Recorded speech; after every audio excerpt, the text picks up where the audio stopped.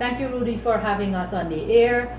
My name is Dr. Lachman Punalal, well known as Sister Sarah, and I am the General Manager for the AFC office at 26 Railway Embankment, Kitty in Georgetown. Yes, Rudy, like Sister Sarah said, thank you. I want to tell you thank you very much, and I appreciate what you're doing. My name is Gobind Harbhajan. I'm the Special Assistant to the Office of the Prime Minister, and I also sit in the Regional Council, and we really appreciate that you have us here. We will discuss a few issues which I think that people from the especially the Guyanese people living in New York have a security question. We have rice thing, Gaisuku. We'll touch on a few things. We may not have all the answers for it, but whatever little we gather, we'll feed you the information, Rudy. One of the things is that our government, the new government, is only about 4 months into office, but we are trying our best. And as Sarah here, who is the general manager for the AFC at the Kitty office, she deals with these type of questions on a day-to-day basis. I will just want to let Sarah tell you a little bit of what's been going on with our ministers and what they focus on and the main point, and then I'll take you down the Gaisuku and the rice industry and security a little bit. Sarah?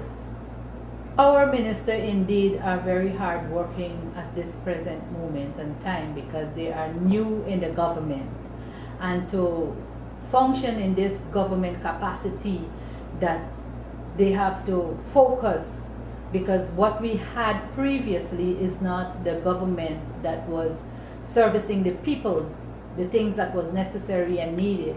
But for now, our government are working effectively. Infrastructure Minister David Patterson has been doing a wonderful job.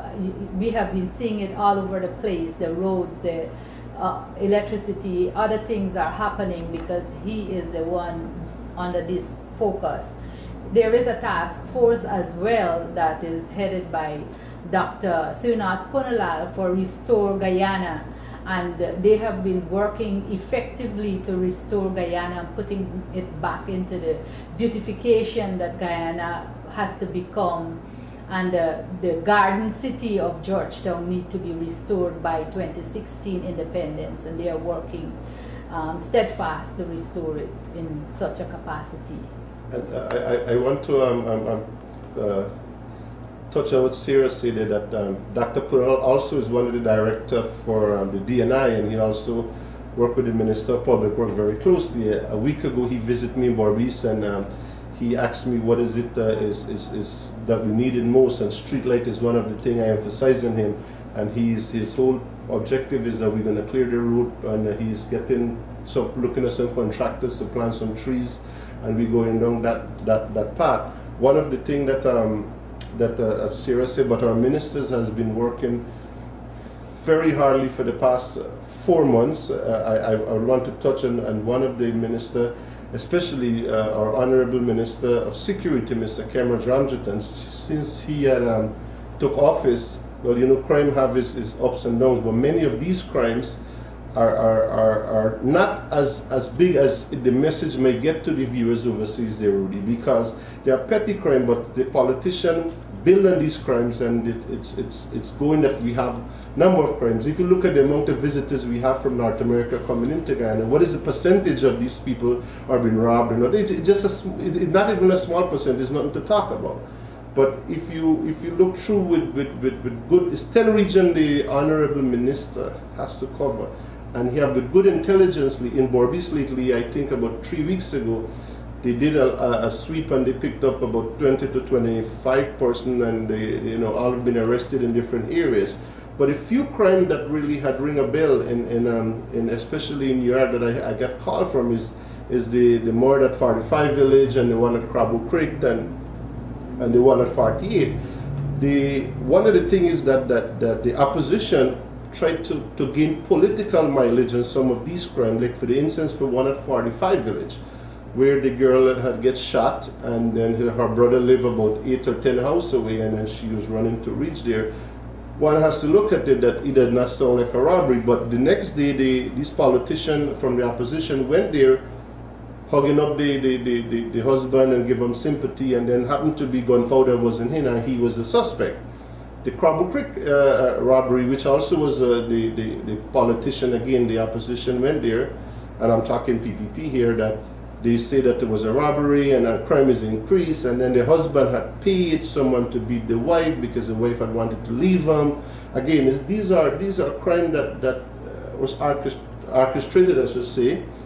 Nevertheless, that we cannot be, we are here to run a country, run it efficiently. Security should be very thing, and our minister take that priority number one. Also with the Honorable Minister, Prime Minister Moses Nagel-Muti and His Excellency David Granger, that's on the number one priority with Cabinet. So people overseas should not discourage one to come visit their loved ones in Guyana. The little propaganda news what you will have, it is not what is it. If you read the paper, you will see crime right now is way down. But if you ask someone on the street of Richmond Hill, Rudy, or you ask someone who not reading probably will say, oh, my family's a thief man, they hate thief man. Sarah, you would agree that if for the past 2 or 3 weeks you read the paper, you didn't have much crimes? Yes, indeed. There wasn't that much crime because our Honorable Minister is indeed working steadfast to restore back Guyana to a level where when we have our guests, foreign guests coming, our tourists comes in, and we have all our Guyanese who are ready and willing to come back home and visit us, or even to remigrate, they must feel comfortable, and that is what we are working towards, to have a stable Guyana. So everyone will feel comfortable when they come back home, and this is our agenda. We are focusing on our people being safe. Not only those that will come back home to visit, but those of us who actually live and reside over here. We want our people to feel comfortable, because not all of us will be able to run away, as they would say. This runaway thing where we go to another country.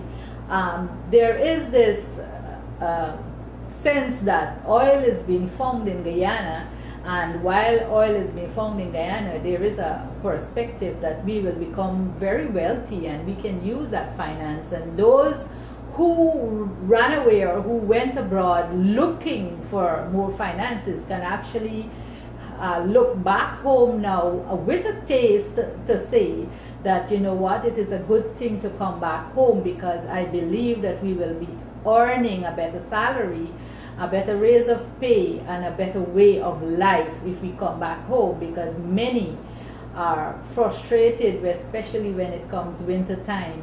I know some people enjoy the cold, but there are those who still cannot endure it. And so I would like to welcome our people back home as well. And just for security purpose, Rudy, the viewers need to notice that the Honorable Minister, Kemraj Ramjatan, had advocate and are proposing more CCTV cameras in Georgetown, in Berbice. Those are on streams. As we speak right now, Rudy, most of the police stations throughout the country has computers now. We have a 911 system in place, which was functionable any hour in the night. You can call 911. We have the CPG, which at every different amount of village, they have a vehicle now. Before we were having problem that station doesn't have vehicle.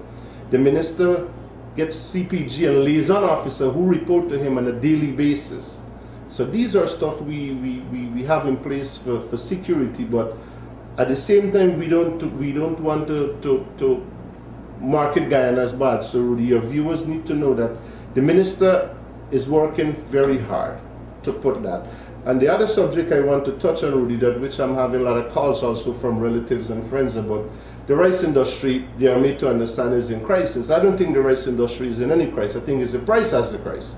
It is the price, due to the fact that, Rudy, that these rice farmers are renting these land at $20,000 to $25,000 an acre. 3 years ago, this same rice field was renting for $3,000 or $4,000 an acre. So the cost of production of paddy is very high. So they have to at least sell it for 18 to 20 to 22 to 25 to just make a profit. What we are working on, especially me as the advisor to the special advisor to the Prime Minister, is to educate the farmer how can we cut costs. One of the things to cut costs is to try to get gravity flow with the water from the Manabisi into the land so they can save from not pumping the water, because diesel are very expensive.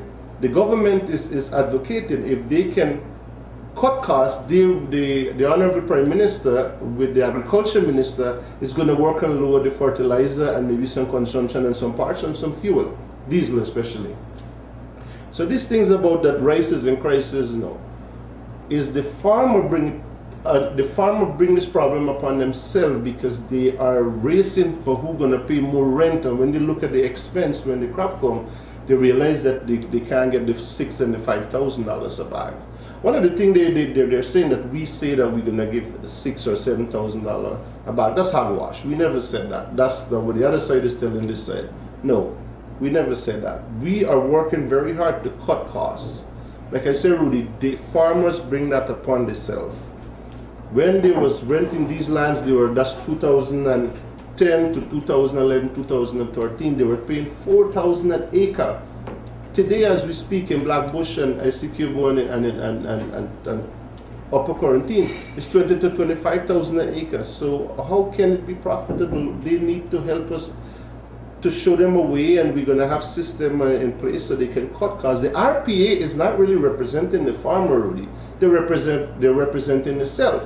What I see Essequibo farmer had did lately, they formed something called the Essequibo Rice Producers Association. We need to get that in Maurice also.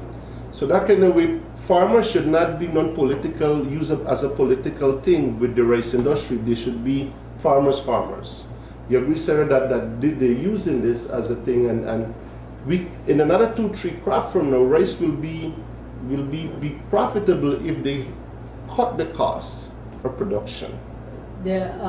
What happened is that the millers were paid, and some of the millers paid the farmers, and some of the millers did not pay the farmers for their previous produce.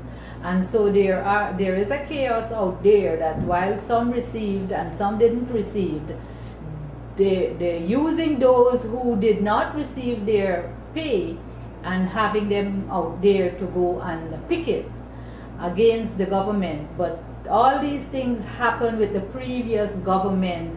They knew that this rice deal was off from Venezuela, and they did not tell the people that this is what is happening. And the marketing, the international market for rice has to do with the market, the price for the international market. And so we have to work with that. Right. Politically, we will have, I know politically out there, people organize and they go and they ask for the right price, but eventually some, when they're doing business, some will want to do it for a less dollar, and some will stick to the higher profit or the higher dollar that they will pay, and some is negotiating for a lower price. And that is the reaction that is happening when the farmers will be the one that will be left behind, when they're the ones will not be benefiting, and although they're the ones who are laboring tirelessly to produce. So these are the things that we will have to look at. And Rudy, also that since this new government took office, the Petro-Carib funds was empty. This new government give the millers over $3 billion to pay the millers to pay the farmers. Yes. So the RPA need to make a representation for the farmers with the millers and make sure they got the money. The government put that money there. Yes. The new government did that. Yes. Now, what happened here? Where is the representation on that? No, we are investigating which miller buying and which was not buying. Those are on stream. Now, Donald Ramotar and the PPP government had known this before the election last crop, that Venezuela was not going to take any paddy anymore, that they have to look for a new market. So regardless who would have won the election, we would have been in the same place we are today. It's just that they use that now that we bring down the rice industry. That's not so, Rudy. The people out there need to know that we, as the new government, agriculture is front, and our front burner. And this is what the Honorable Prime Minister, with the Minister, Honorable Minister Holder, is pushing forward, and they have representation in all the region who liaison to the minister and giving them information and feedback. One of the other things we are getting negative thoughts about also, Rudy, is Gaisuku, we are going to close down the sugar industry. If you follow the news, Rudy, you can see how many $1 billion this government just come into office and pump into the sugar industry. Let's give, for example, Rudy, those 3 sugar estates we have in Berbice, the Rosal, Albion, and estate. We have a Gaisuku crop for this. We have another successful week of sugar. I have it here. The production record its highest daily and weekly production since 2012, which stands at 1,699 ton, compared to the 9,677 ton respectively surplus the previous highest week, which was 9,441 ton syrup. Skellen, for the first time since 2010, have 6 successful weekly production is very high. Yeah, very Electricity good. used to come out of Gaisuku in Skellen. There at the grid, they used to have at, I think the estate manager gave me here, this is where it's at now. Right, they used to be at 265 kW kilowatt. Today they got 1,459,000 kilowatt producing out of the same. So it's just that the new government put management and system in place so the sugar industry will not fail. Many of them in the opposition would like for it to fail, but will not let it go down that route. One other thing, Rudy, the workers, you don't hear they strike for the longest while because they surplusing the target, they are all happy, they have an incentive. You don't hear that, Sarah.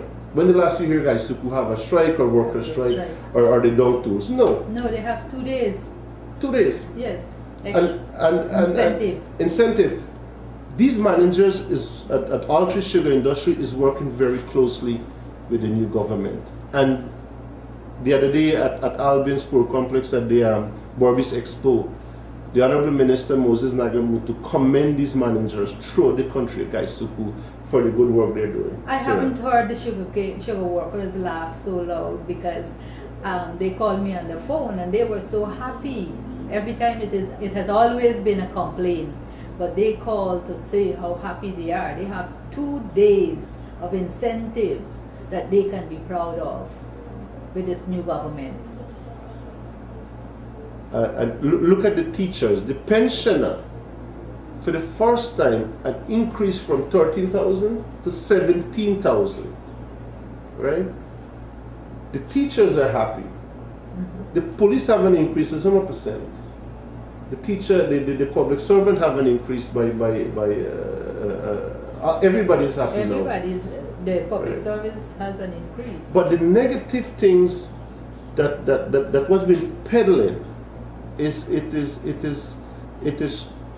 some of them are gaining by doing that. Last week alone, Rudy, the opposition in Berbice keep 44 bottom house meeting.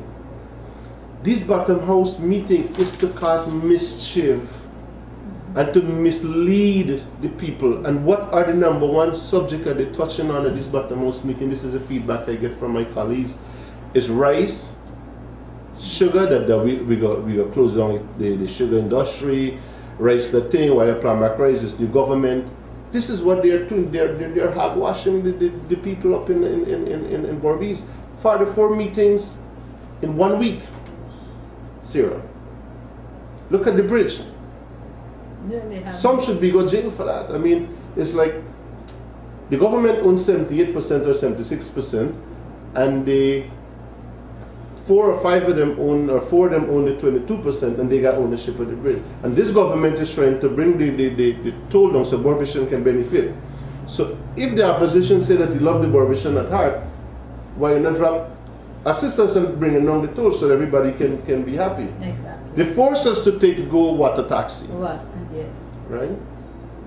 And I don't know if you want to touch a little bit and that's here, that how the nurses and the school children was losing four or five, $600 a day in transportation, with the water taxi become far cheaper. Yes, that become far cheaper for them, and it is more effective, and the children can now go to school. Parents can provide, and they have extra money now to put food on their table.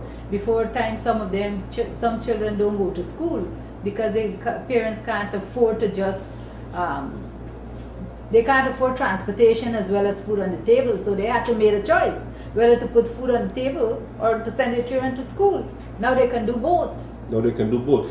I want the viewers to know also, Rudy, that for the first time in 50 years, the Honorable Prime Minister is going to open an office in Berbice, a Prime Minister office, in which citizen or business people can come in, get information to the relevant authority, and is there to assist them. As the special assistant to the Prime Minister, one of my main objective is to work with the private sector, the Chamber of Commerce, and the NGOs, and get the region to go forward. But with these meetings like what's going on with this Father Four Bottom House meeting, my job will be very difficult, but I wouldn't let that hold us back, Sarah. We're going to keep driving.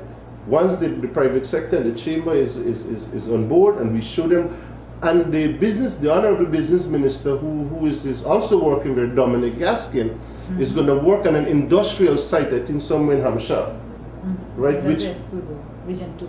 Region 6 at Hampshire. Oh. They identify an area there that this was identified before, but now I will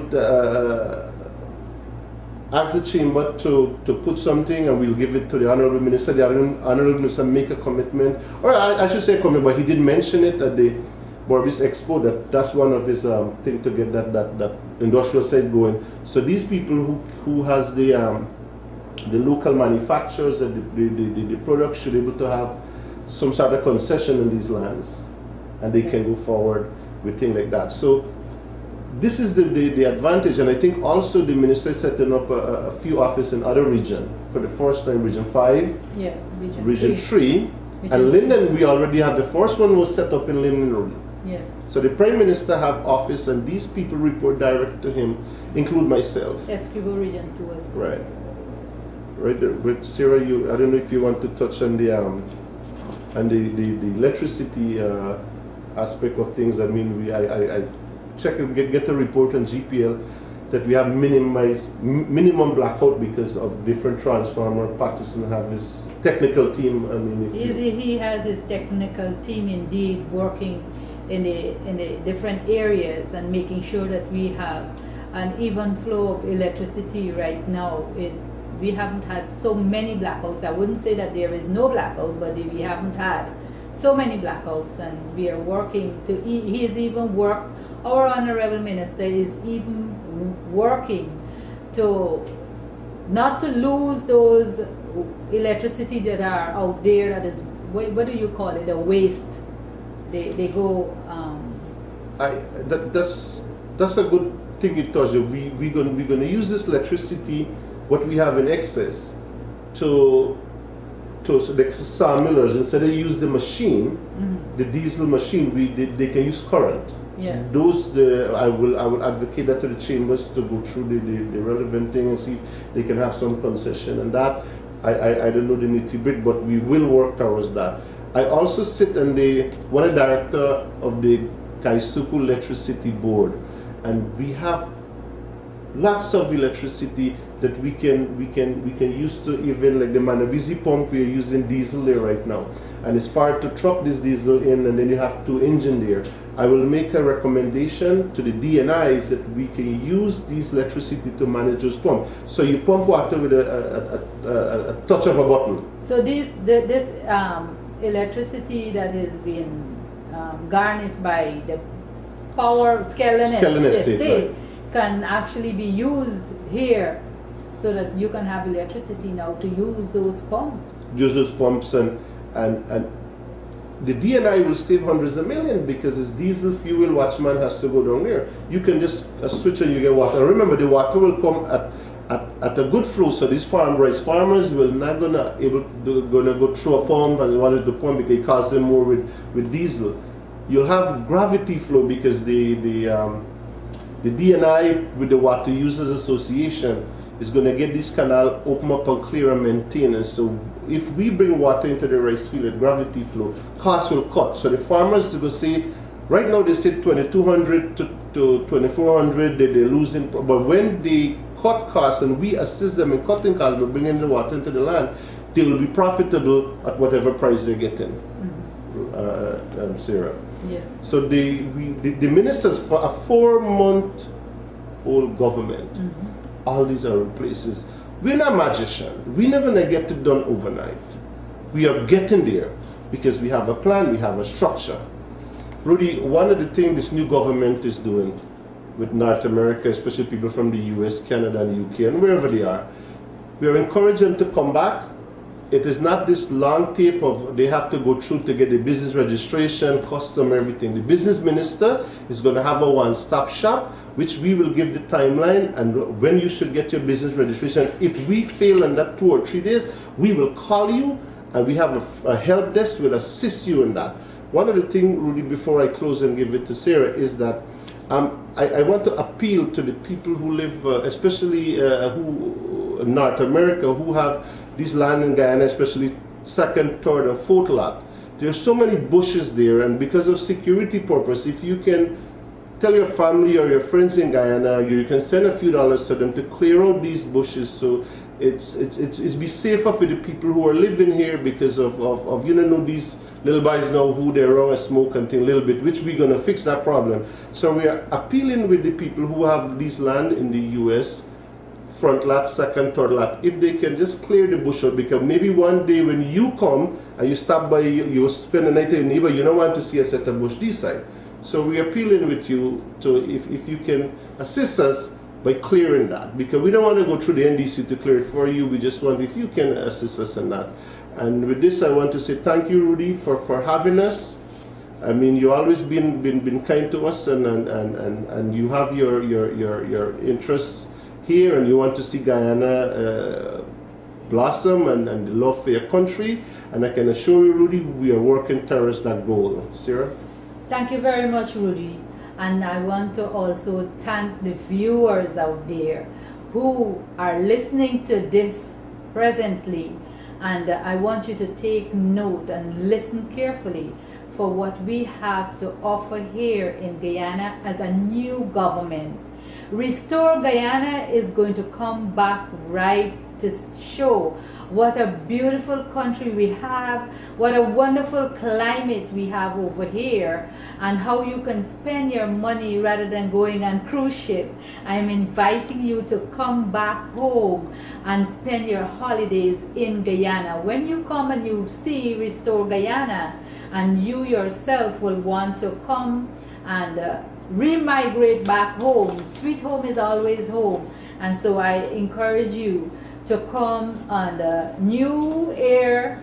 We're having a new airline. A new airline will be on stream, and this is a good encouragement as well. I believe that they will also give you a good price for your money, and it will be worth it. Try start coming home for the holiday, for Christmas, and see what New Guyana has to offer in a new government. Thank you very much.